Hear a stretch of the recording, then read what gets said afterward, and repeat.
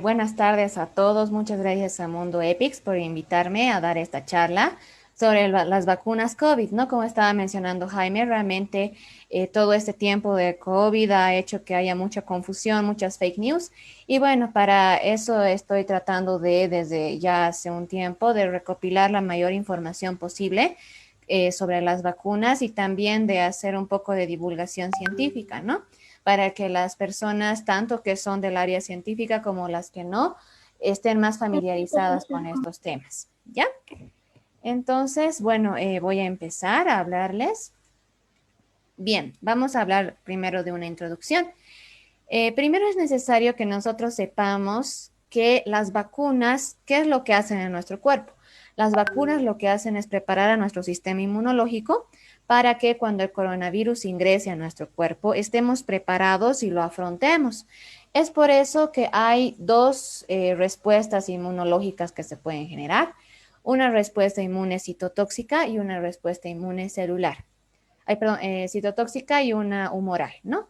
La citotóxica se refiere a células que son capaces de reconocer a aquellas que hayan sido infectadas por el virus, que es el coronavirus. Una vez que las reconocen, las eliminan directamente. Por otro lado, la respuesta inmune humoral se refiere a que las vacunas permiten que se generen unas células especializadas llamadas células B, que lo que hacen es producir anticuerpos neutralizantes, que lo que hacen es evitar la entrada del virus a la célula, ¿ya? Entonces, lo que estamos logrando con una vacuna es tener una respuesta inmunológica efectiva para que en el momento de un real ataque contra el coronavirus nosotros podamos estar protegidos.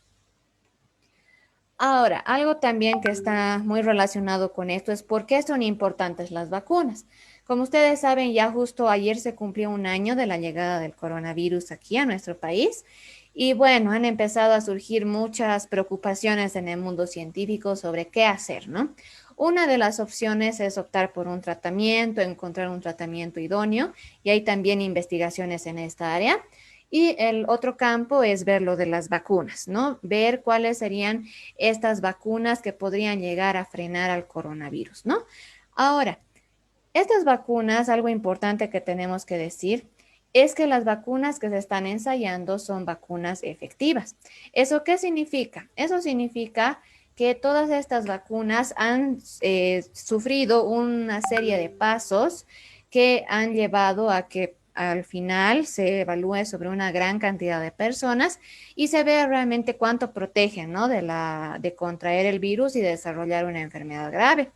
Y de todas las que vamos a ver también ahora, se ha visto que son bastante efectivas, ¿no? La OMS en realidad pide un 50% de efectividad para ya ser aprobado una vacuna y ser considerada buena. Y como vamos a ver, muchas de las vacunas que ya tienen estos resultados de efectividad superan este 50%. Por otro lado, están siendo cuidadosamente monitorizadas. Eso significa que todos los hallazgos que se están realizando se están reportando continuamente en artículos científicos y por otro lado, las personas que son parte de estos ensayos clínicos están siendo monitorizadas en lo que se refiere a los efectos adversos y también la respuesta inmunológica. Tienen como un sistema digital en el cual las personas van registrando, incluso mucho tiempo después de que han recibido la vacuna, qué van sintiendo, si han tenido algún problema, e incluso se les está haciendo un seguimiento a las personas que han participado en los ensayos clínicos en la duración de la respuesta inmunológica que pueda estar generando esta vacuna. Por otro lado, son importantes porque las vacunas nos protegen de enfermarnos seriamente. ¿Qué es lo que pasa? Como les decía, nuestro sistema inmunológico con las vacunas se prepara para cuando llegue el coronavirus y pueda atacarlo de una manera efectiva. Y es por eso que sí puede haber un caso de que pueda la persona infectarse. Es por eso que no, ninguna vacuna hasta ahora es 100% de efectiva, ¿ya? Sino que siempre hay 95, 98, ¿no ve? Eso significa que ese porcentaje no cubierto sí podría llegar a tener la infección por COVID. Pero a diferencia de una persona no vacunada, sí va a llegar a ingresar el virus, pero cuando este virus ingrese no va a tener la persona una carga viral muy grande. porque la vacuna va a estar generando respuesta inmunológica que va a poder controlar y neutralizar al virus y por eso no va a tener un cuadro serio, ¿ya? Por otro lado, protege al alrededor, ¿no? Como ustedes han debido ver, las primeras personas en recibir las vacunas son las del personal de salud, precisamente porque ellos están en constante contacto con los pacientes y tienen que asegurar estar ellos protegidos para también proteger a los pacientes que vayan a tratar y también a sus familias y todo, ¿no? Si tú te proteges, proteges a tu alrededor. Por otro lado, es la forma más segura de protegerse. Y aquí viene también un tema respecto a las personas que ya se han enfermado. En primer lugar, las personas que ya han sufrido lo que es la infección por COVID, muchas de ellas cuando han recibido el diagnóstico han entrado, tal vez hay algunas de ellas aquí en este webinar, han debido pensar, pucha, ¿y ahora qué me va a pasar? ¿Cómo será mi cuadro? ¿No? O sea, porque uno no sabe realmente cómo le va a dar la enfermedad. Hay personas que han estado simplemente con una pérdida de olfato y de gusto por todo el tiempo, por todo el cuadro clínico, pero han habido otras que realmente han empeorado bastante, han necesitado terapia intensiva e incluso han fallecido, ¿no? Lo bueno de las vacunas es que es una forma segura porque te genera anticuerpos y te genera el sistema inmunológico sin tener que enfermarte, ¿no?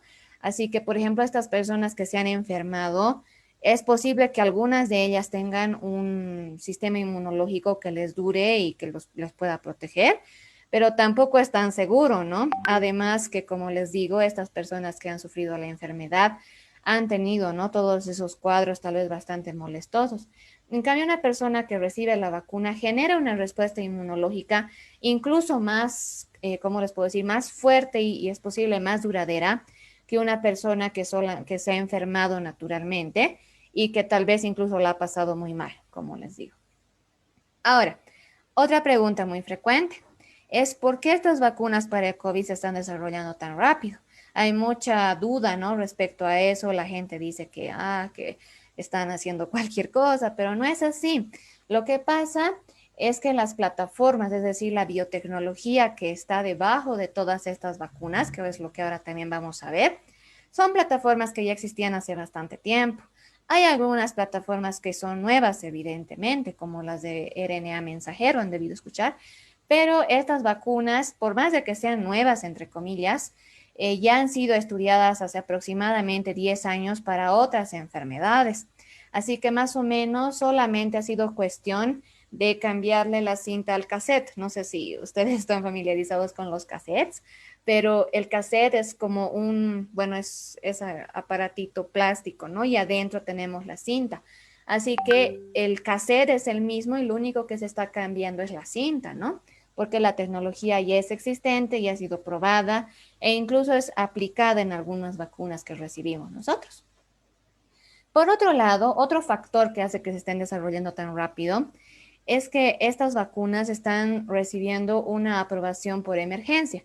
Eso significa que la FDA y la EMA, que son unos de los principales entes reguladores en el mundo, en Estados Unidos y en Europa respectivamente, están haciendo que las fases de desarrollo que vamos a ir viendo igual, se solapen en cierto punto y sean no más cortas y no es que las suprimen, sino que se están volviendo, se están apilando, digamos, de modo que los resultados sean más rápidos.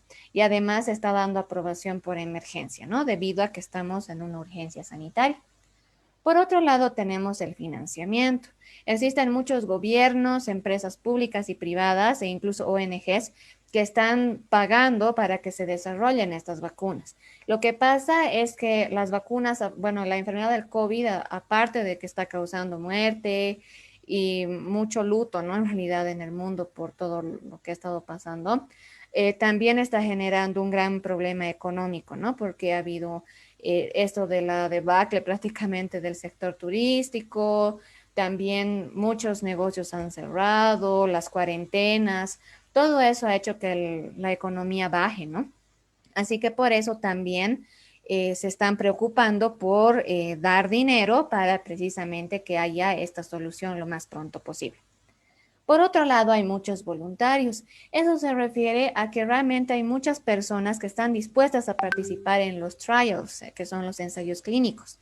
Estas personas, en su mayoría jóvenes, precisamente incluso por recuperar el ritmo que tenían sus vidas, están participando bastante en estos ensayos, ¿no? Y también está entre comillas porque tampoco es así en todo el mundo, ¿no? Hay países que realmente son muy reacios a esto de las vacunas, ¿no? Pero hay otros que sí están bastante dispuestos, ¿no? Ahora de lo que vamos a hablar un poco y relacionado con lo que hemos hablado de la velocidad del desarrollo de las vacunas, es cómo es el proceso de aprobación de la FDA. Como pueden ver, es un proceso de varias etapas y yo les voy a explicar más o menos en qué consiste cada una. Al principio lo que se hace es una etapa de exploración. Ahí lo que se hace es identificar al coronavirus y ver cuáles serían las partes de su estructura que serían las más buenas para hacer vacunas en contra de ellas. Por ejemplo, como vamos a ver también en las vacunas, una proteína muy importante para el desarrollo de estas es la proteína Spike. Esta proteína Spike o espícula son precisamente esas como antenitas que tiene el coronavirus que le hacen ver como que tiene la corona, ¿no ven? Y esto es lo que le permite al coronavirus agarrar a la célula e infectarla, ¿no? Así que eso más o menos se hace en la etapa de exploración. Se encuentran los genes que codificarían esa proteína o se estudia mejor la proteína, todo eso. Por otro lado, ya se tiene la etapa preclínica. La etapa preclínica ya consiste en aplicar la vacuna diseñada, pero a modelos animales. Esto es algo que se hace con todos los medicamentos, no solamente con las vacunas. En la etapa preclínica se administra, por ejemplo, a monos especialmente, para ver realmente cuánto los protege de la infección y si tienen tal vez algunos efectos adversos. Una vez que los resultados en animales son satisfactorios, se hace una solicitud de investigación del nuevo medicamento. Es en esta parte donde las empresas mandan una solicitud a la FDA para que la FDA evalúe los estudios que se tienen hasta ese punto para que ellos aprueben o no el estudio en fase clínica. ¿Qué es el estudio en fase clínica? Son los estudios que se están realizando ya en personas. Y estos estudios son bastante regulados y son de 3 fases. La primera fase pretende básicamente identificar si la vacuna que se está desarrollando genera una respuesta inmunológica y qué efectos adversos podría generar. Generalmente se cuenta con entre 20 y 80 participantes. Una vez que los resultados aquí en fase 1 son buenos, se pasa a fase 2, donde se cuenta ya con varios cientos de participantes. Se evalúa también la respuesta inmunológica, los efectos adversos y también se ve, por ejemplo, qué dosis es la mejor o tal vez cuál es el mejor intervalo de tiempo, ¿no? Como vamos a ver también, hay muchos estudios que son solapados entre fase 1 y 2. Es ahí donde viene un poco lo que se han reducido los espacios, ¿no? Es como que ya no esperas el final de la fase 1 para empezar con la fase 2. Hay muchos estudios que son como mezclados, que tienen una fase 1 y una fase 2, pero se han realizado casi al mismo tiempo. La fase 3 es la más crítica, podemos decir, y generalmente ya es aparte de fase 1 y fase 2. ¿Por qué? En esta fase ya se evalúan la vacuna en varios miles de personas. Esto se hace precisamente para encontrar efectos adversos raros. Ustedes han debido oír tal vez que algunas vacunas están produciendo efectos adversos severos, ¿no? Y bueno, eso puede explicarse en base a esta fase 3, ya que al tener varios miles de participantes, puedes encontrar efectos adversos que ocurren entre en 10,000 personas o más, ¿no ve? Así que por eso se hacen varios miles y además este estudio de fase 3 se suele hacer en países diferentes, ¿no? Con diferentes características étnicas y todo ambiente, todo, ¿no? Después de eso se hace lo que es la aprobación o autorización oficial. Por ejemplo, hoy día los de la EMA, que es la Asociación de Medicamentos de Europa, han aprobado y han dado la autorización oficial a la vacuna de Janssen, ¿ya? Por otro lado, se tiene una vigilancia posterior y fase 4. No es que ya que las vacunas que están aprobadas ya es como que listo, terminó ahí el estudio. No, en realidad se sigue estudiando, por eso se hace una vigilancia posterior que involucra fase 4. Generalmente en esta fase 4 ya se ve, digamos, cada cuánto tiempo tendría que ser la vacunación, cuánto dura la respuesta inmunológica, algunos efectos adversos a largo plazo, etcétera, ¿no? Así que esta vigilancia posterior realmente se alarga más tiempo, ¿no? Pero con la aprobación y autorización ya estamos facilitando bastante las cosas porque estamos ya acelerando todo el proceso, ¿no? Ahora sí vamos a hablar de las vacunas que están en desarrollo. Les voy a mostrar este cuadro, no se asusten, sé que es bastante, pero lo vamos a hacer lo más didáctico, resumido, pero al mismo tiempo vamos a ser lo más explicativos posibles, especialmente con los mecanismos de cada una de estas vacunas y también viendo los resultados principales que se tienen de estas. Estos datos se han sacado de este documento que es Draft Landscape and Tracker of COVID-19 Candidate Vaccines, que ha sido publicado el 9 de marzo del 2021. O sea, hace 2 días se ha publicado esto. Es una base de datos que continuamente se está actualizando. Ustedes ahí pueden ver cuáles son las vacunas que están en fase clínica, incluso cuáles se han detenido y cuáles son los estudios clínicos, ¿no? En esta base de datos tenemos que a la fecha, 9 de marzo, se tiene un total de 81 vacunas que están en fase clínica, sin tomar en cuenta las que están en fase preclínica. Esas 81 vacunas se dividen en diferentes tipos y vamos a ir explicando más o menos cada una de ellas. De la primera que vamos a hablar es de la vacuna de virus inactivados. Dentro de este tipo de vacunas tenemos 10 vacunas que están en fase clínica, 5 de ellas están en fase 3 y una de ellas está en fase 4. Esa que está en fase 4 es Sinovac y Sinopharm está en fase 3. Entonces, ¿cuál es la tecnología que está detrás de estas vacunas de virus inactivados? Lo que se ha hecho es contar con cepas clínicas de SARS-CoV-2. Estas cepas se han aislado de pacientes infectados, especialmente en China, y ahí se ha aislado el coronavirus que tenían en sus muestras y se ha hecho una infección en células Vero. Las células Vero son células del riñón de mono que son deficientes en interferón. Estas células tienen la característica de permitir libremente que los virus se reproduzcan en ellas. El interferón es muy importante porque es como que bloquea la replicación viral, pero como estas células Vero no poseen este bloqueador de replicación viral, son unas fotocopiadoras perfectas de los virus. Así que el virus entra y se copia y se copia y se copia, y de ese modo podemos obtener una gran cantidad de virus. Posteriormente se utiliza un agente inactivador que es la beta-propiolactona. Este agente inactivador lo que hace es interferir directamente con el RNA del virus y lo inactiva. Eso significa que el virus, si bien mantiene su estructura intacta, ya no tiene la capacidad de infectar a las células porque su RNA está dañado, ¿ya? Ahora, como les decía, vamos a ir viendo más o menos los principales papers, los últimos papers y los principales resultados. Vamos a empezar con la vacuna de Sinovac. Como les decía, Sinovac está en fase 4. Es una vacuna intramuscular, eso quiere decir que se inyecta en el músculo deltoides. Son 2 dosis, al día 0 y al día 14. Esta vacuna es importante de hablar porque ha sido ampliamente ya distribuida en Chile. Y, por ejemplo, ya la mayoría de los adultos mayores a 85 años ha sido vacunada. Este estudio que les muestro aquí es de los adultos jóvenes y ha sido publicado en The Lancet del 17 de noviembre. En este estudio, ¿qué es lo que han hecho? Han contado con un total de 743 adultos jóvenes, a los cuales se los ha dividido en 4 grupos, A, B, C y D. Estos 4 grupos han recibido diferente concentración de vacuna y en diferentes intervalos. Y algo interesante que ellos han hecho en Sinovac ha sido ver qué tanto influía el cambio del método de producción. Lo que pasa es que los métodos convencionales, como el que les acabo de mostrar, generalmente dan lugar a pocas dosis, ¿no? O sea, se genera un lote bastante pequeño, pero ellos han querido por eso utilizar un bioreactor para ver qué tanto podía aumentarse la producción de cantidad en vacunas para facilitar su amplia distribución, ¿no?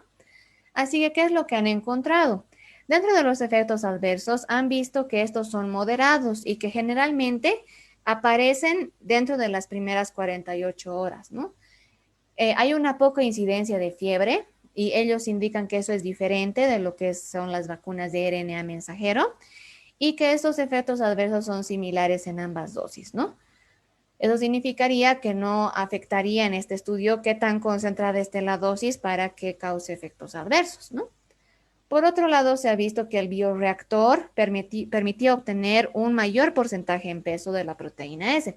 Como les decía, el bioreactor se ha utilizado precisamente para obtener mayor cantidad de dosis. Y algo muy bueno también es que ha permitido obtener una mayor cantidad de la proteína S, que es en realidad la estructura de este virus inactivado, que va a hacer que haya una respuesta inmunológica, ¿no? Por otro lado, se ha visto que había menos anticuerpos neutralizantes que en plasma convaleciente. ¿Eso qué significaría?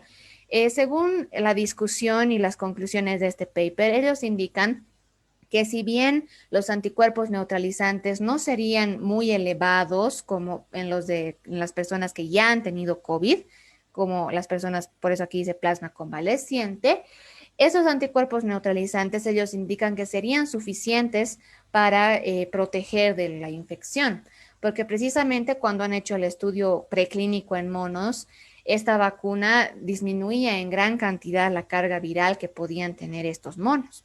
Así que por eso ellos dicen que si bien no es algo que a primera vista sea muy bueno, ellos lo justifican tomando en cuenta su ensayo preclínico. Por otro lado, hablan de algo muy interesante que es el intervalo de dosis.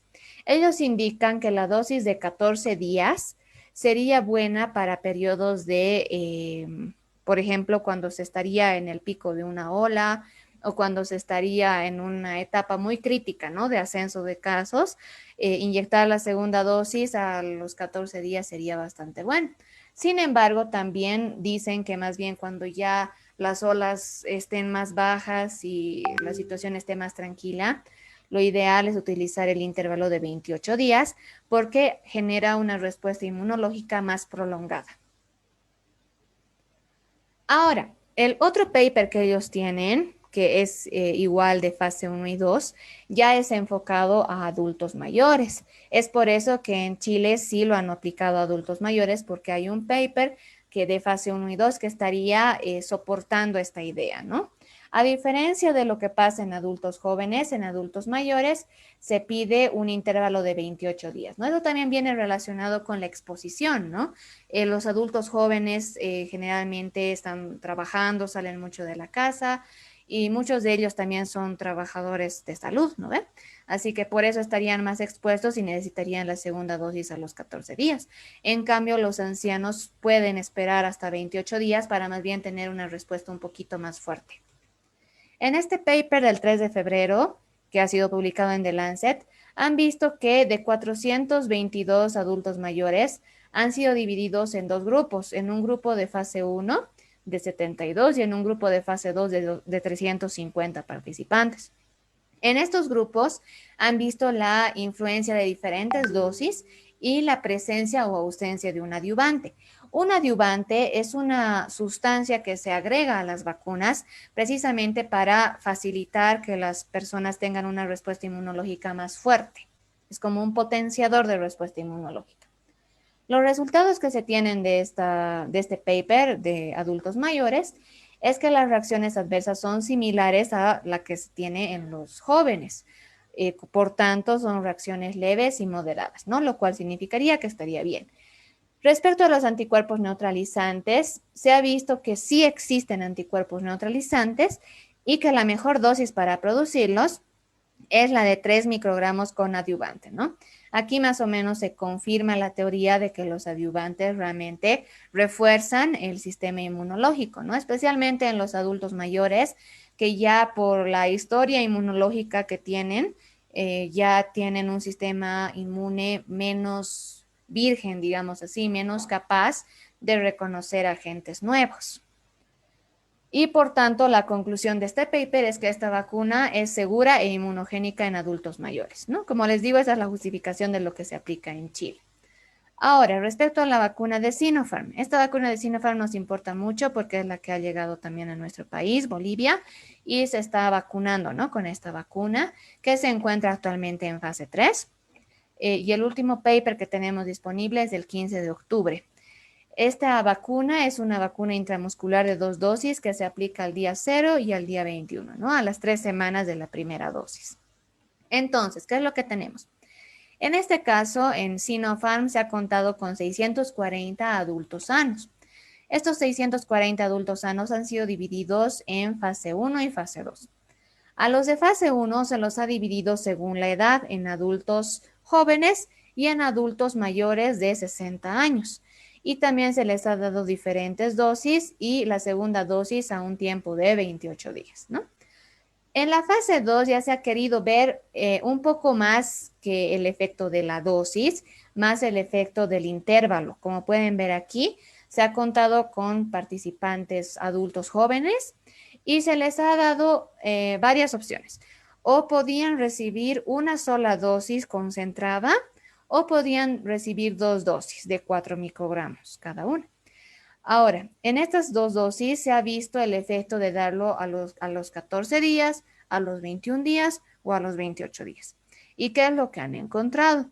Han encontrado que los efectos adversos eran leves a moderados, ¿no? Y que lo más frecuente era la fiebre, ¿no? Es por eso que ahora las personas que se están vacunando les están diciendo que tal vez les pueda dar fiebre, ¿no? Precisamente porque ese efecto adverso ha sido reportado en su estudio clínico.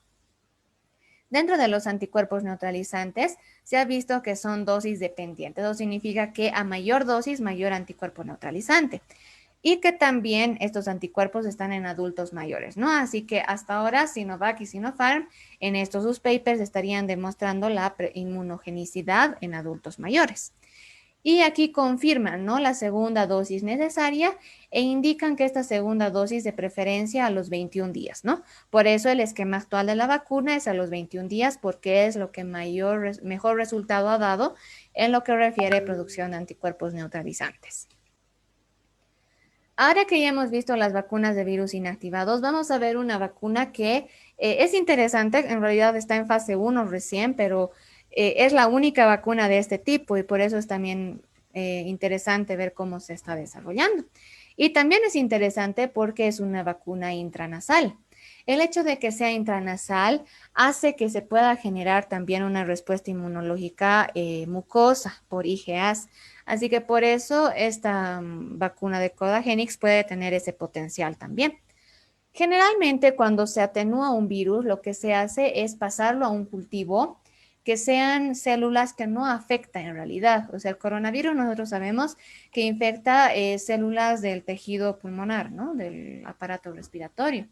Y si nosotros la ponemos en células de otro tipo, como células de riñón de mono, este virus se va a ir replicando en estas células y es como que se va a acostumbrar a infectar estas y se va a olvidar, prácticamente, entre comillas, cómo infectar una célula pulmonar. Es por eso que está atenuado, ya no tiene la misma fuerza que tiene el virus original. ¿Y qué es lo que están haciendo los de Codagenix? Los de Codagenix han conseguido, o sea, han sintetizado el genoma del coronavirus y han introducido mutaciones por un algoritmo de computadora. Esas mutaciones han hecho de que se obtenga un virus desoptimizado. Eso quiere decir que igual que lo que obteníamos aquí en el mecanismo clásico, es un virus que ya no es tan hábil en poder infectar células de humano. Así que por eso obtenemos, una vez que se cultiva, una vacuna de virus atenuado por este mecanismo. ¿Ya? Esta vacuna todavía no tiene estudios publicados, como les digo, recién está en fase 1, pero su mecanismo es bastante interesante. Ahora vamos a ver vacunas de subunidad proteica.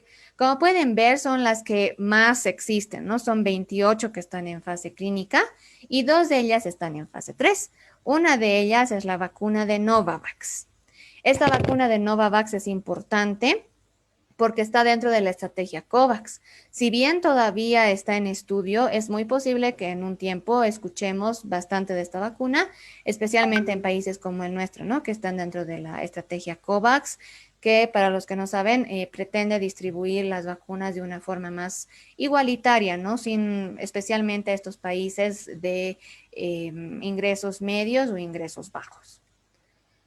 Ahora, ¿cómo se hace esta vacuna? Esta vacuna se hace en función a una secuencia genética que codifica el antígeno del coronavirus, en este caso la proteína S. Se saca ese segmento genético y ese segmento se introduce a baculovirus. El baculovirus es un virus, valga la redundancia, pero que tiene la característica de infectar células de insecto. Así que cuando tú inyectas en un baculovirus este gen que codifica el antígeno del COVID, cuando este baculovirus infecte a las células de insecto, las células de insecto van a expresar los antígenos en este caso la proteína espícula. Y estos antígenos que están expresando estas células van a poder ser purificados y se van a configurar en un modo de que se tenga una estructura nativa.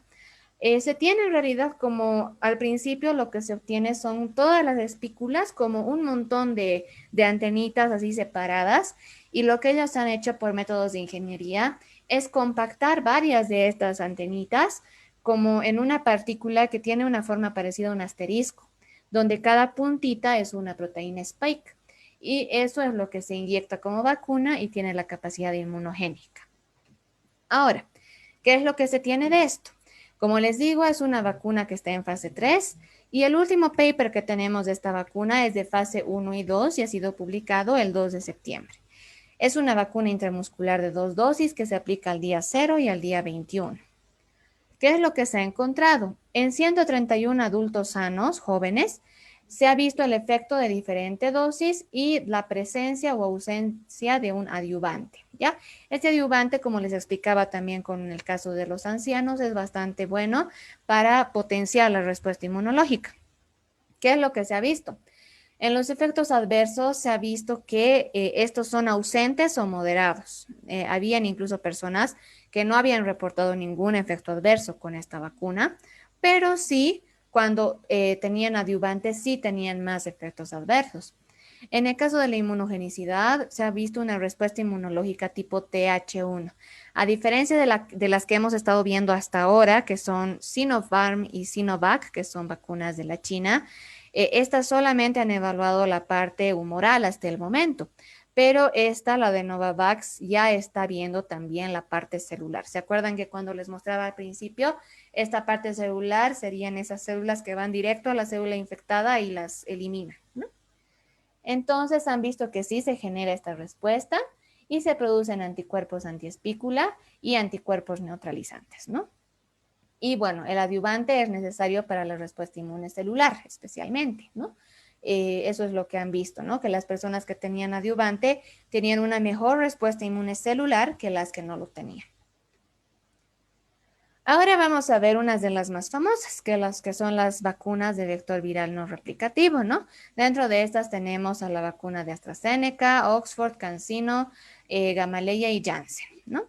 Son 12 en total, 3 están en fase 3 y una está en fase 4. La que está en fase 4 es la vacuna de AstraZeneca y Oxford. Vamos a ver primero cómo se producen estas vacunas. Estas vacunas tienen el siguiente principio. El coronavirus contiene en su material genético la información necesaria para codificar cada uno de sus componentes. En este caso, la espícula. Ya la espícula es esa parte que va a actuar como manito, ¿no? Que va a permitir que entre a la célula. Entonces, estos segmentos genéticos, el que codifica la espícula, es convertido en los laboratorios de síntesis de estas vacunas en un DNA o ADN. Este ADN es introducido a vectores, a que pueden ser iguales o diferentes. En el caso de la vacuna Sputnik son diferentes, ¿no? En el caso de las otras son iguales. Lo que se hace es inyectar este segmento a este vector y este vector va a transportar el segmento dentro de la célula. Es como si ustedes tuvieran una cajita de chocolate y adentro tendrían el chocolate. Lo que interesa es el chocolate, ¿no ve? La cajita es solamente el transportador del chocolate. Así que es lo que está haciendo el vector. El vector solamente transporta al material genético que codifica la espícula del COVID. Entonces, ¿qué es lo que ocurre? Cuando este vector ingresa a la célula, lo que hace es liberar este material genético que precisamente tiene la información de la espícula. Este material genético es transcrito, eso quiere decir que se transforma a RNA mensajero. Si ustedes lo ven de una forma más sencilla, imagínense que su memoria de su computadora es el DNA, que tiene toda la información de todos de ustedes, pero que ustedes necesitan, no sé, imprimir una carta y no tienen impresora y tienen que ir a un internet. Así que lo que van a hacer es copiar esa carta en un flash memory. Ese flash memory va a ser el RNA mensajero que contiene las instrucciones solamente para producir una proteína de todo el DNA, a partir de todo el DNA, ¿ya? Más o menos esa es la analogía. Y este RNA mensajero, que es como ese material genético portátil, va a ir a nuestro retículo endoplasmático y va a generar las espículas del coronavirus que son degradadas y así la célula presenta el antígeno. Es como que ahí la célula está diciendo que algo extraño ha entrado en ella y que por tanto necesita, ¿no? Que esto se reconozca como extraño y se prepare una respuesta inmune para que cuando vuelva a entrar sea eliminado, ¿no? Esa es la idea.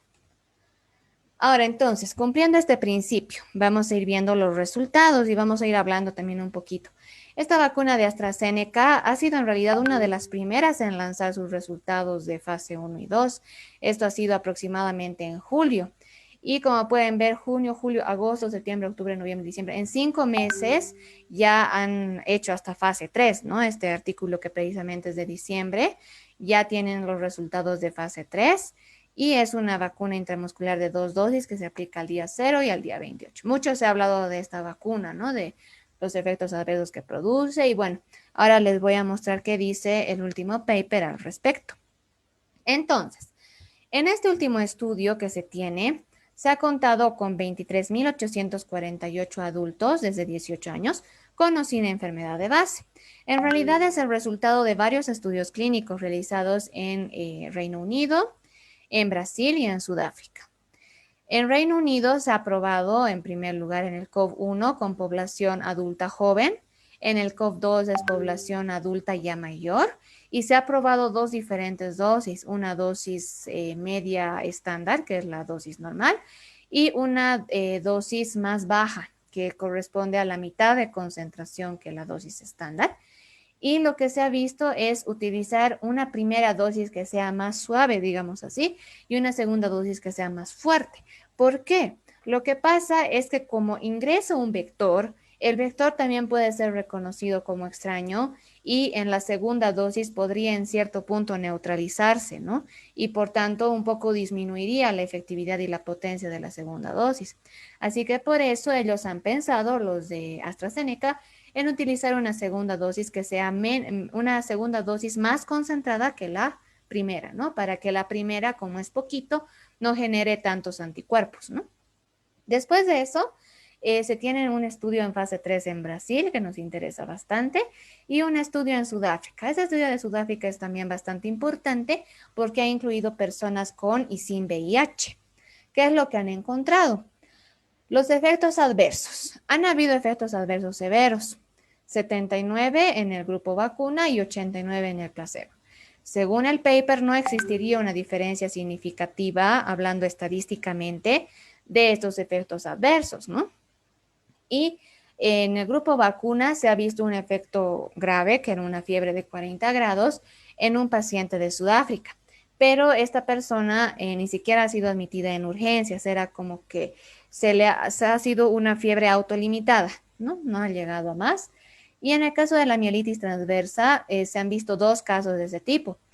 Un grupo independiente de neurólogos ha dicho que uno de esos casos es por desmielinización, en realidad idiopática, que no estaría relacionada con la vacuna, según estos investigadores.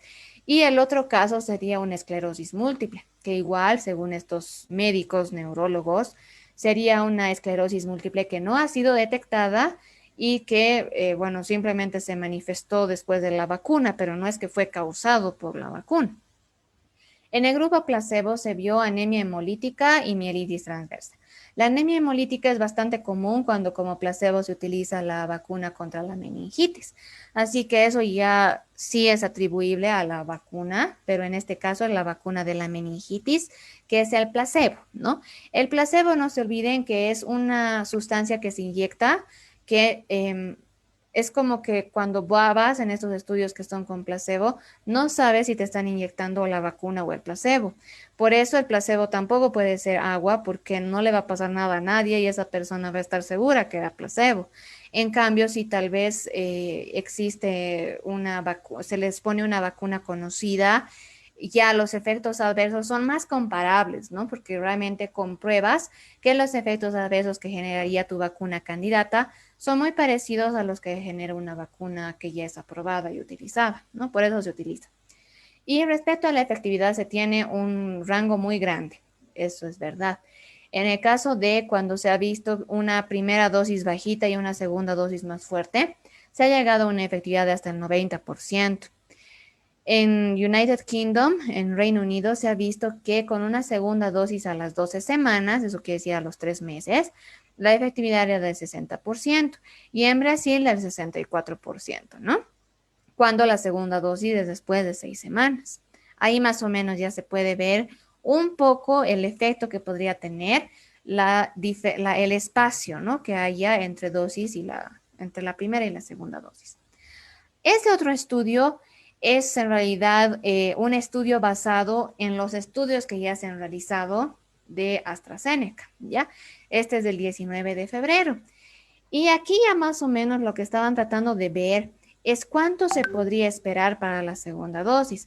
Como ustedes saben, incluso ha surgido la idea de que para poder cubrir a una mayor cantidad de población, se pueda vacunar no a todos, sino con la primera y la segunda dosis, sino al doble de personas solamente con la primera dosis, ¿no? Porque, a ver, imagínense que nosotros tenemos 10 vacunas disponibles y lo que están queriendo es que esas 10 vacunas vayan a 10 personas en lugar de que vayan a 5 personas con primera y segunda dosis, ¿no?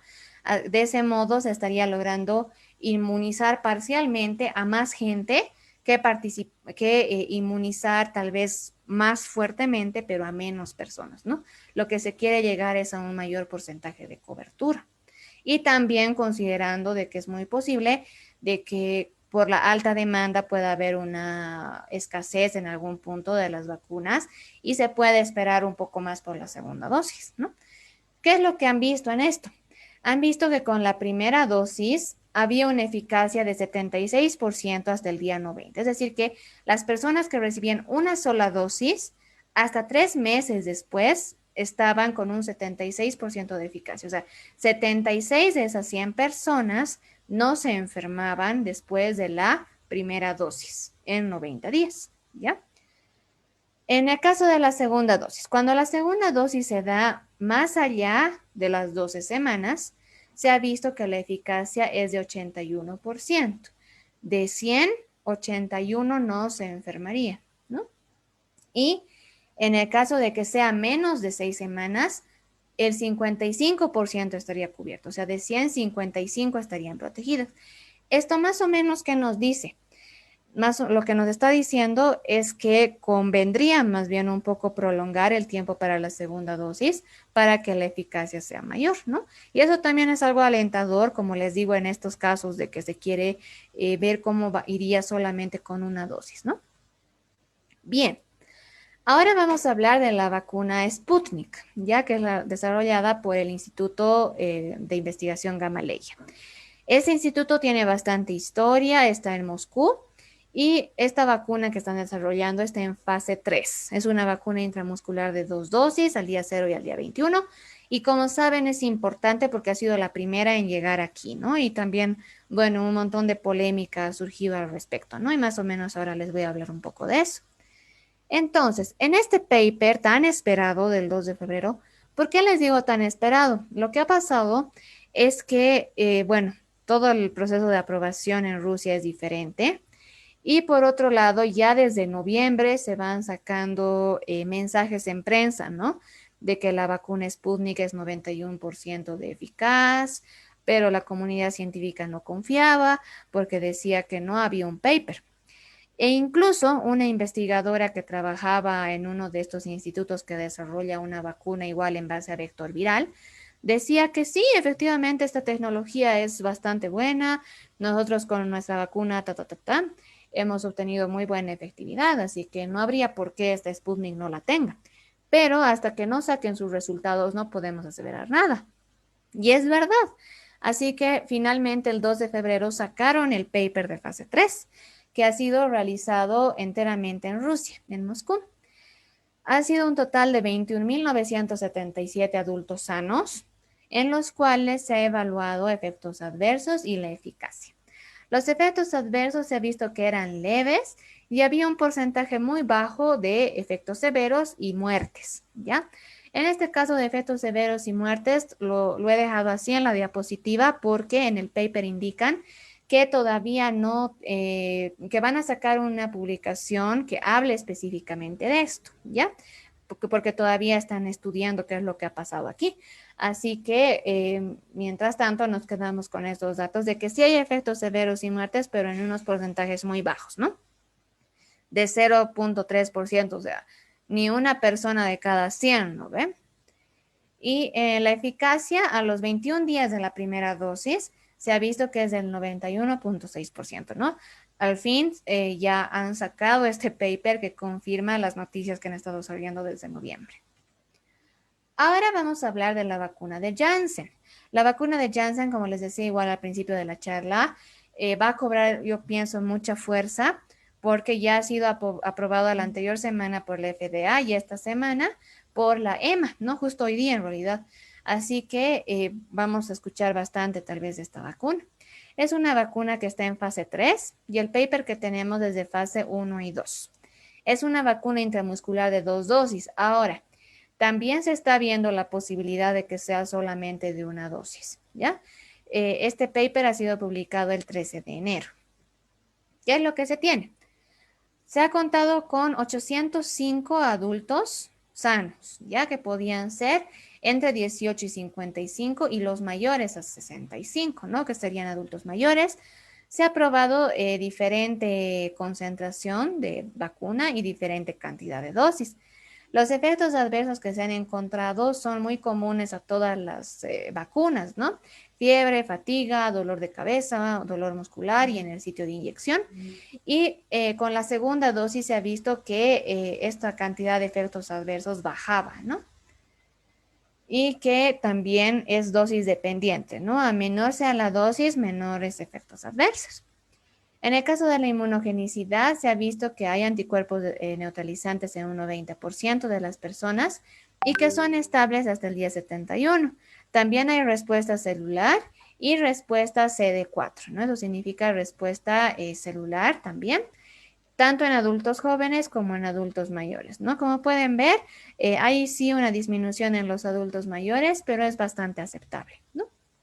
Como les digo, están viendo precisamente esto de la dosis todavía, ¿no? Por el momento han visto que sí, efectivamente, con una sola dosis iría muy bien porque llega a esta estabilidad de 71 días, ¿no? Así que por el momento estaría bien utilizarla como una sola dosis, pero también hay la opción de que se pueda administrar a los 56 días. Ahora vamos a ver un conjunto de vacunas que son interesantes también, pero que no se habla mucho de ellas. Son ellas las de vector viral replicativo, ¿ya? Un ejemplo de esta es la vacuna de Hong Kong. Son 4 vacunas de este tipo, de vector viral replicativo, y una se encuentra en fase 2. Esta vacuna de Hong Kong y las que están dentro de este grupo tienen un mecanismo muy parecido a lo que son las vacunas de vector viral no replicativo. Pero, ¿qué es lo que pasa? En este caso, igual se introduce el ADN que codifica la espícula en los vectores, pero pasa algo extra.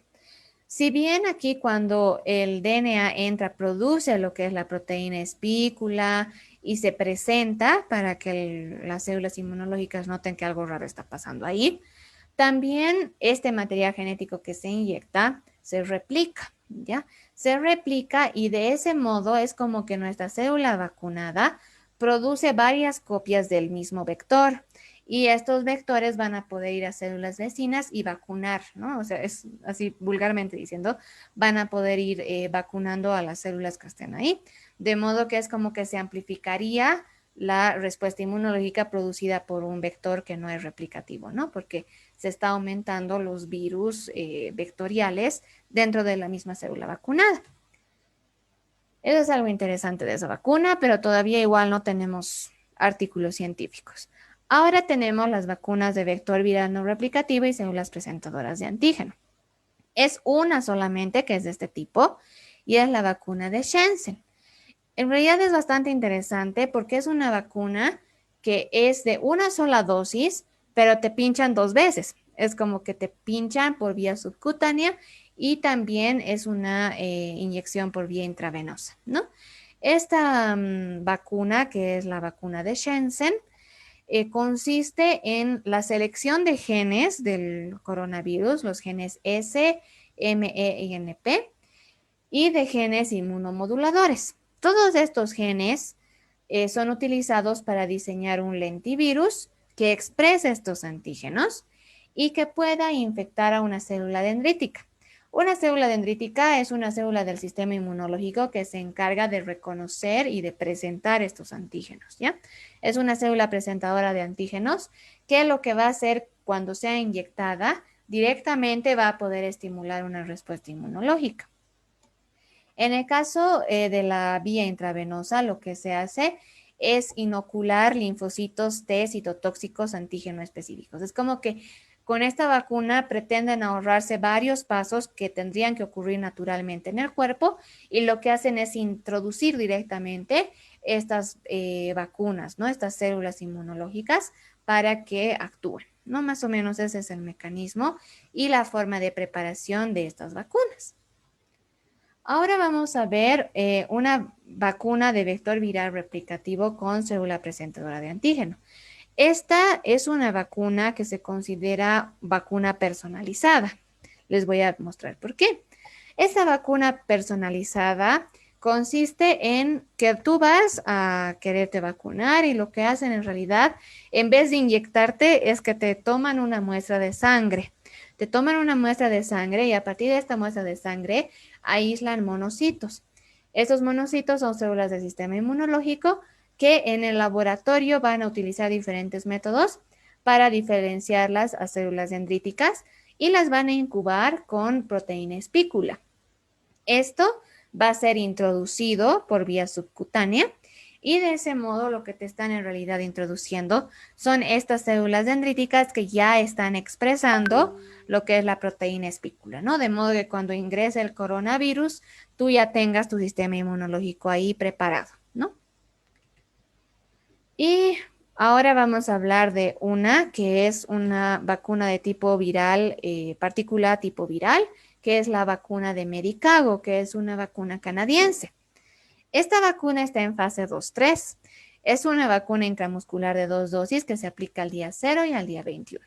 Es bastante interesante. Lo que han hecho es conseguir la secuencia del coronavirus y identificar al antígeno. Esa secuencia del antígeno es introducida a una bacteria. Esta bacteria va a diluirse, podemos decirlo así, en unas cubetas de agua y dentro de estas cubetas se introduce una planta que se conoce como Nicotiana bentamien. Esta planta, una vez que es sometida al vacío, toda esta cubeta, tiene la capacidad de absorber, digamos así, todas estas bacterias que contienen a este antígeno viral.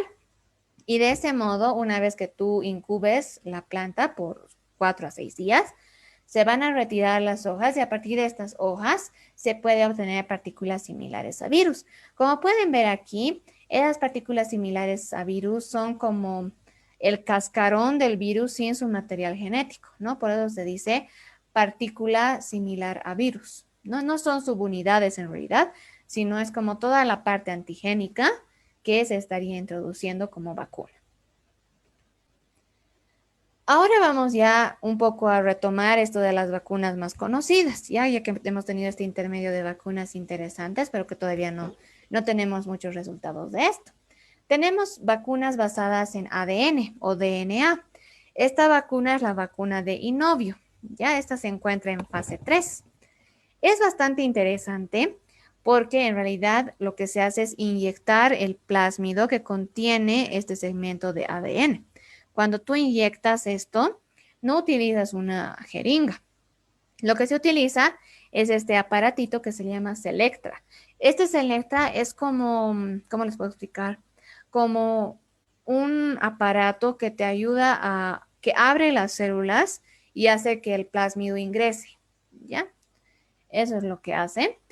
Y de ese modo, cuando el plásmido ingresa a la célula, se da lugar a la respuesta inmunológica humoral y a la respuesta inmunológica celular.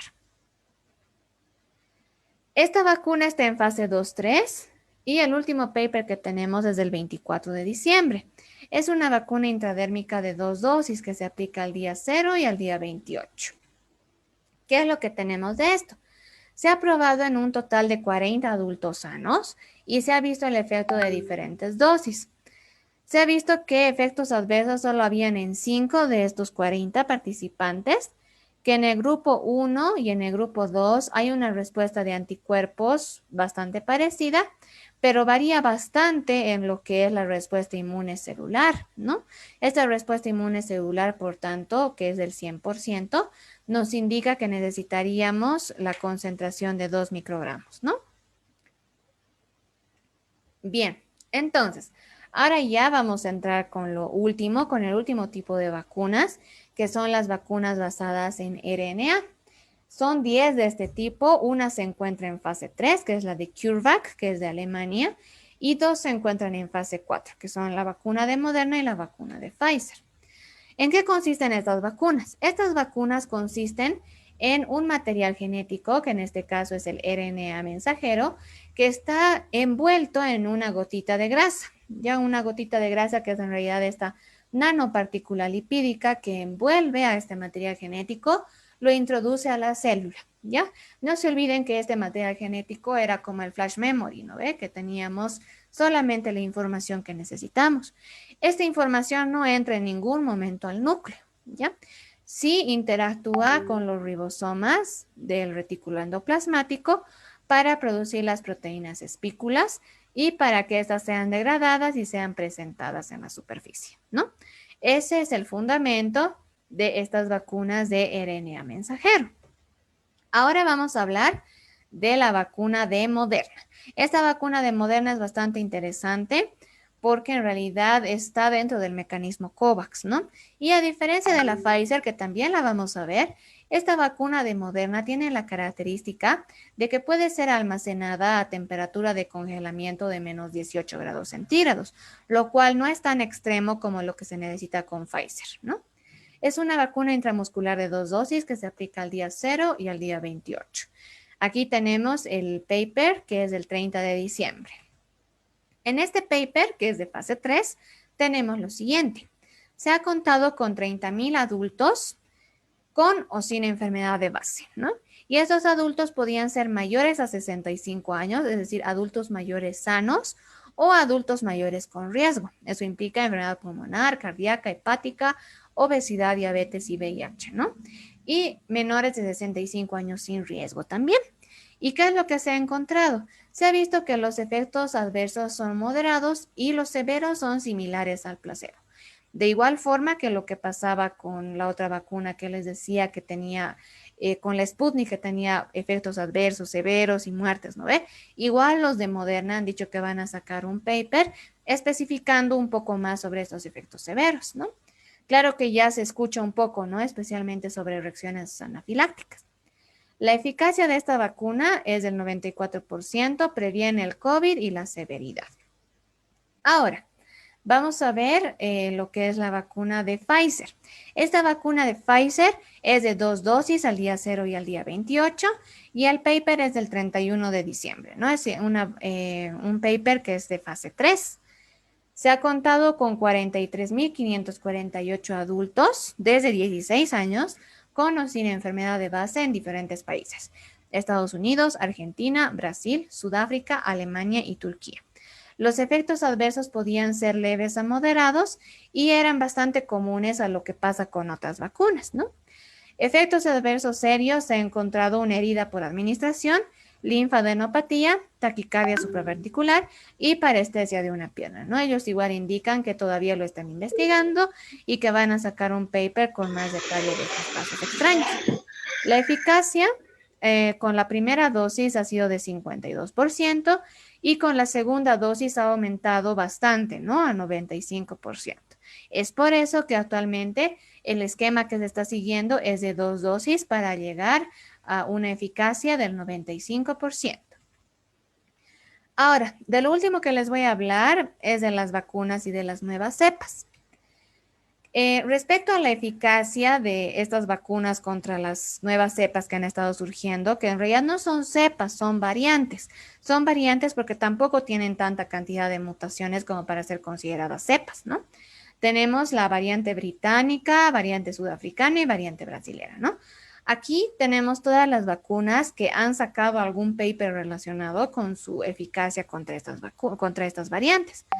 Por ejemplo, Novavax ha reportado una alta efectividad contra la variante británica, pero no tanto contra la variante sudafricana, ¿no? El 49% ya no sería aceptada por la OMS contra la variante sudafricana. En el caso de AstraZeneca, es 74% para la variante británica y 22% para la variante sudafricana, ¿no? Eso también ha hecho de que la variante sudafricana ya no o sea, que en Sudáfrica ya no se dé, ¿no? Esta vacuna de AstraZeneca, se ha suspendido su uso precisamente debido a esto, ¿no? Es por eso que los de AstraZeneca están pensando en tal vez crear una vacuna específica para esta variante sudafricana. Janssen ha presentado una buena efectividad contra las dos, 72 y 57%. La vacuna de Moderna ha dicho que su efectividad contra la variante británica es la misma que la que tiene en su paper de fase 3, 94%, pero que sí está disminuida con la variante sudafricana. Igual los de Moderna se están proponiendo crear una variante de vacuna para atacar a esta variante sudafricana, ¿ya? Y la vacuna de Pfizer indica que su efectividad está disminuida, ¿no? Todavía no he encontrado el paper oficial, pero sí he encontrado información que indica que sí, la vacuna de Pfizer tendría una actividad disminuida, ¿no? Contra estas variantes. Ahora, contra la variante brasilera, todavía no tenemos mucha información, ¿no? En realidad no hay ningún paper relacionado con vacunas y con esta variante. Esto último es un cuadro donde se tiene el tipo de vacuna, en qué fase están, de cuándo es el último paper. Es una tabla resumen en realidad, donde ustedes pueden comparar, ¿no?, las características de las diferentes vacunas, considerando también las temperaturas de almacenamiento y eso también, ¿no?, de en qué países están siendo administradas. La que está siendo más administrada actualmente es la de Pfizer, seguida por la de AstraZeneca, después está la Moderna, después está Sputnik y Sinopharm, ¿no? Janssen, bueno, hasta el día de hoy solamente en Estados Unidos, pero supongo que en estos días ya va a empezar a administrarse en países de Europa, ¿no? Porque ya ha sido aprobado. Y bueno, eso sería todo. Espero que les haya gustado y que hayan podido tal vez dilucidar algunas dudas que hayan tenido al respecto de las vacunas.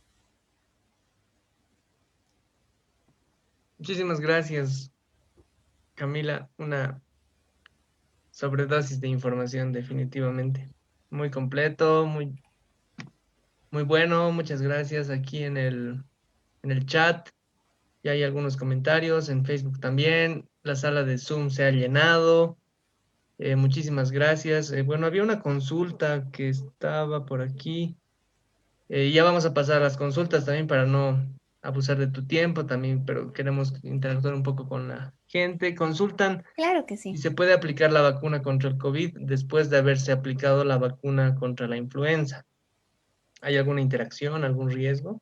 Ya, en realidad con las vacunas que ya se conocen, Eso habría que consultar con las personas que están administrando, ¿no? En esos centros especializados te dicen más o menos cuánto tiempo tienes que esperar. Pero hasta el momento tampoco se ha encontrado una interacción negativa con las vacunas de influenza, ¿no? Pero sí se sabe que contra ciertas vacunas, incluso las personas que vayan a vacunarte te van a preguntar, ¿no? ¿Cuándo es la última vez que te has vacunado? Y es posible que si es muy pronto te digan que esperes una semana o 2 semanas, ¿no? Para recibir la dosis de la vacuna contra el COVID. Perfecto, gracias. Hay otra consulta de Liz Coronel, es si uno no llega a recibir la segunda dosis, ¿pierde la inmunidad que ha obtenido de la primera? Ya, muy bien, buena pregunta, Liz. En realidad, eso es lo que precisamente se está estudiando. Hay muchas vacunas que con la primera dosis sí hay una efectividad, una eh, capacidad de protegerse por un tiempo X, ¿no? Por ejemplo, la de AstraZeneca están diciendo que hasta 12 semanas la segunda dosis estaría bien, ¿no? Pero no todas las vacunas tienen estos estudios. Así que hasta que no se compruebe con algún paper o no salga una información oficial que indique que sí, la segunda dosis puede esperar, hay que nomás cumplir con los esquemas que se tienen. Perfecto, gracias. También aquí llega otra consulta, particularmente la vacuna de Sinopharm, ¿está indicada o tal vez contraindicada para pacientes con artritis o artrosis? ¿Hay Ya. alguna información al respecto? Ujú. En realidad, hasta el momento no hay información respecto a grupos vulnerables específicos, ¿no? O sea, no hay una información que diga, dependiendo de la enfermedad, qué tan efectiva o tal vez qué efectos adversos extra podría provocar, ¿no? Así que en todo caso, eso también está en función a la consulta médica, ¿no? Si el médico indica que sí, que no habría ningún problema, sí podría ser, pero a lo que yo he leído hasta ahora no he encontrado nada que relacione ese tipo de problemas con un riesgo extra con las vacunas. Perfecto, gracias. Vamos ya también culminando con algunas últimas preguntas. Es si una persona se aplica la vacuna de una industria en la primera dosis y la segunda dosis de otra vacuna, ¿hay algún riesgo adverso? ¿Cómo se maneja el tema de la inmunidad en ese caso? Ya. En realidad no es recomendable hacer eso, porque es, por ejemplo, en nuestro caso, en Bolivia, si eso pasaría con Sinopharm y Sputnik, no sería para nada adecuado. No tanto porque produzca efectos adversos extra ni eso, sino más porque como son tecnologías diferentes, actúa de diferente forma. Prácticamente sería como si te estarías vacunando de nuevo con otra vacuna con una primera dosis, o sea, no llegaría a contribuir tal vez a la inmunidad que ya tienes, pero sí también se está viendo, eso también están estudiando algunos, ¿no? De ver qué tanto se podrían combinar cuáles con cuáles en caso de que, como les he dicho, hay alguna deficiencia de una o por algún motivo suspendan la producción de una vacuna y, ay, pero ya tenía mi primera dosis, ¿qué hago, no ve? Ahí ya están viendo, digamos, pero todavía está en estudio. Por el momento no sería adecuado, pero porque no sabemos, ¿no? Súper, gracias. Y una pregunta también de Abigail. ¿Qué pasa con los niños? Estos estudios que has compartido, estos datos también aplican en el uso del producto en niños. ¿Ellos también obtendrían ese nivel de inmunidad Ya. o no hay? En realidad, sí, o sea, hasta ahora todos los estudios, como les he mostrado, o sea, los más jóvenes creo que son con la vacuna de Moderna, que son de 16, pero niños, hasta ahora no se ha probado en niños. Hay estudios clínicos, sí, donde se está tratando de ver cada vez grupos etarios más bajos, ¿no? Pero por el momento solamente está indicado para adultos, ¿no? Ok, gracias. Bueno, ya pasando a las últimas dos preguntas, hemos cerrado el chat también para no abusar de tu tiempo.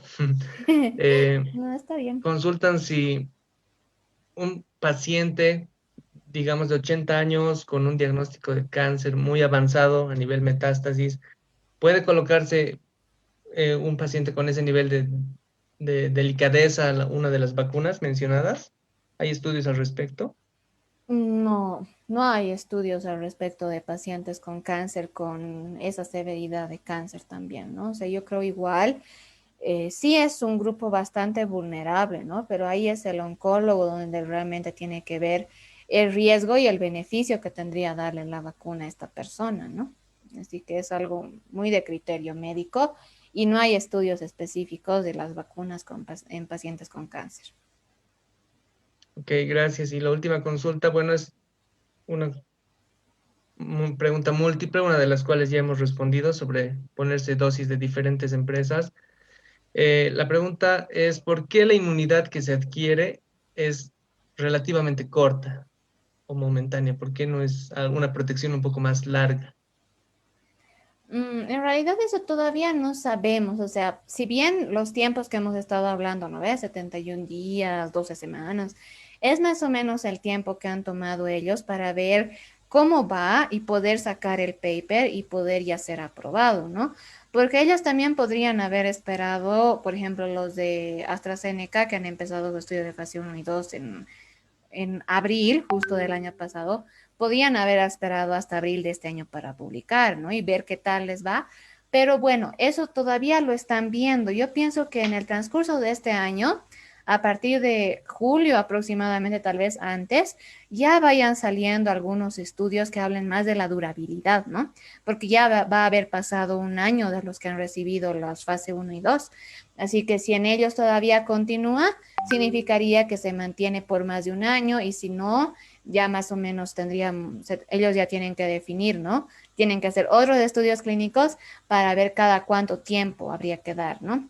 Muchos dicen que es posible que sea necesario una dosis anual, ¿no? Que sea más o menos junto con la vacuna de influenza, ¿no? Es algo que también se está diciendo.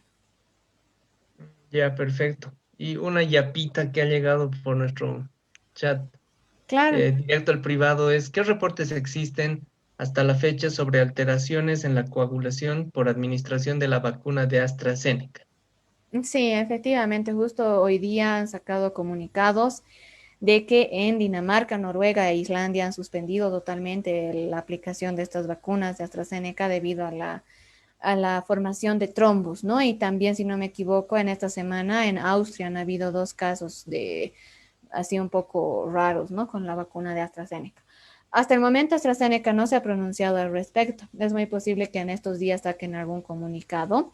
Y por eso hay que estar constantemente viendo estas bases de datos que les digo, porque ahí incluso dice, en un momento sí AstraZeneca estuvo detenido, me acuerdo que era más o menos en diciembre, que decía ha sido detenido porque han habido efectos adversos, fue lo de la mielitis transversa, etcétera, ¿no? Así que hay que esperar que saquen un artículo o una comunicación, ¿no? Pero no creo que sea muy pronto porque seguramente van a contratar a un grupo de expertos en hematología y van a ver realmente qué es lo que ha pasado y ya con algo más seguro recién se van a pronunciar. Perfecto, muchísimas gracias. Y bueno, comentarles a todos, primero recordarles que pueden eh, llenar el formulario en el chat para obtener sus certificados de participación. También no se olviden, por favor, visitarnos en nuestro canal de YouTube para que ahí puedan acceder a nuestros videos, anteriores webinars y otro contenido que hemos creado. Y bueno, habiendo hecho esos recordatorios, muchísimas gracias, Camila. Sabemos que hay muchos temas más que podemos hablar al respecto. La politización de las vacunas, el tema de la desigualdad social también en cómo los países ricos las obtienen, en las medidas como que se están tratando de tomar para, digamos, equiparar un poco esto, cosas que incluso van más allá de la ciencia, ¿no? Pero creo que la base que tú nos has dado nos da un mejor entendimiento, nos permite saber qué está detrás y aclarar muchas dudas. Mucha gente creía que esto era como que improvisación, que no habían suficientes pruebas, que, que en realidad nosotros éramos los conejillos de Indias, pero bueno, gracias a tu exposición estamos viendo que hay un trabajo que se ha hecho antes y que creo que, al menos yo personalmente, creo que una decisión muy prudente sería vacunarse, porque también no lo haces por ti, como has dicho, lo haces por tu entorno. Así que creo que ha sido muy esclarecedor. Muchísimas gracias. No sé si quieres agregar algo antes de terminar. Sí, Jaime, muchas gracias más bien a ti y a Mundo Epics por invitarme a dar esta charla. A mí me gusta mucho más bien que la gente entienda más estos temas, que no se dejen engañar tampoco, ¿no? Porque realmente ese tema del coronavirus nos ha agarrado a todos medio que en pañales, incluso a los científicos, ¿no? Pero de todos modos, como les decía, ya la comunidad científica ha estado trabajando prácticamente más de un año están en esto, ¿no? Desde aislar el virus, identificarlo como SARS-CoV-2, desde ahí han estado participando. Y lo que tenemos que hacer también, como tú dices, es confiar y ver en las vacunas una salida y una oportunidad de solución, ¿no? A este problema, más que como otro problema más. Así que ese es el objetivo de estas charlas. Más bien, como te repito, muchas gracias por invitarme y también los invito a todos los que están ahorita. Tengo un canal de YouTube donde subo algunos videos que son un poquito más cortos, donde hablo de cada una de las vacunas. Esta semana no he publicado porque no he tenido tiempo, pero sí, igual hablo un poco de la ivermectina, así que pueden darle una chequeada porque siempre trato de que sea información en base a papers. Incluso les he mostrado ahora, ¿no? Los títulos para que ustedes puedan buscar y verlo por ustedes mismos, ¿no?